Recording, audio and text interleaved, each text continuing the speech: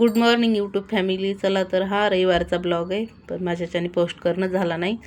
तर रविवारी सगळ्यांना सुट्टी असती, त्याच्यामुळे सगळे घरीच होते. तर निवांत चहा पाणी चालली होती. तर अशी मी चहा पाणी करून घेतली आणि म्हणलं चला आज रविवारी मी कुठे कुठे काय काय मेनू बनवते तुमच्यासोबत शेअर करणार आहे. तर व्हिडिओ शेवटपर्यंत बघा. तर आता तर मी घरी 10 वाजले तर चहा बनवली. चहामध्ये तोसं खायचे होते आणि आज स्वयंपाक काय केला नव्हता, दुपारी आल्यावर बनवणार होते. मुलांचे आणि आहूंचे चालले होते खूप मस्ती घरामध्ये, कारण की मुलं तिन्ही पण घरी होते आणि आहू पण घरी होते, कारण ते जाणार होते उशिरा कामाला. तर हा माझा मोठा मुलगा आहे, त्याला म्हणलं चहा ठेव खाली, मला प्यायचा आहे चहा. आणि हे कसे झाडून मारीत तर नाहीत, पण उगं मुलांना भेव दाखवतात आणि मुलं काय यांना घाबरत नाहीत. चालली होती ती घाबापल्याकाची मस्ती, पण सकाळी सकाळी निवांत वाटते घरामध्ये. आणि असे सगळे घरी असले की खूप छान वाटते, वातावरण पण छान असते. देवाचे गाणे लावलेले होते.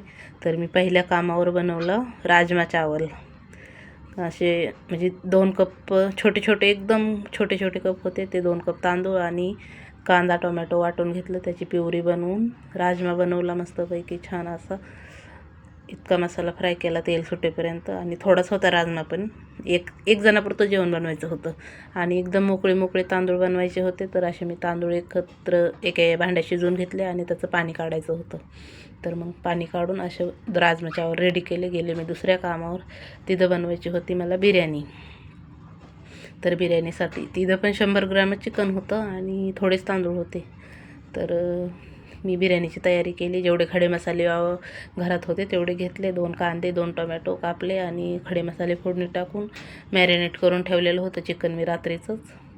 आणि खडे मसाले हे सगळं टाकून मिरच्या कांदा टोमॅटो मस्त परतून घेतले मॅश होईपर्यंत. त्याच्यामध्ये चिकन शिजेपर्यंत बसावं लागलं मला इथं 10-15 मिनटं. आणि तांदूळ वेगळे शिजवून असं मस्त दम बिर्याणी बनवून घेतली. मी आले तिसऱ्या कामावर बनवली अंडा भुर्जी आणि खिचडी लावली आणि वरण केलं. आज कोणाच कामावर पोळी बनवायचा विषयच नव्हता. तर मी इथं पहिल्या मजल्यावर काम करते ना, मी जिन्याचा यूजच करीत नाही, जिन्यानंच जाते. तर आले मी चौथ्या कामावर. इथं बनवली गिलके, म्हणजे ते काय पारशी दोडक्याची भाजी. आणि 10 पोळ्या करायच्या होत्या छोट्या छोट्या. असे 10 फुलके बनवले, पारशी दोडक्याची भाजी बनवली आणि डाळिंब सोलून ठेवलं आणि काकडीची कोशिंबीर केली. डाळिंब एक सोलायचं होतं. चला व्हिडिओ आवडला तर लाईक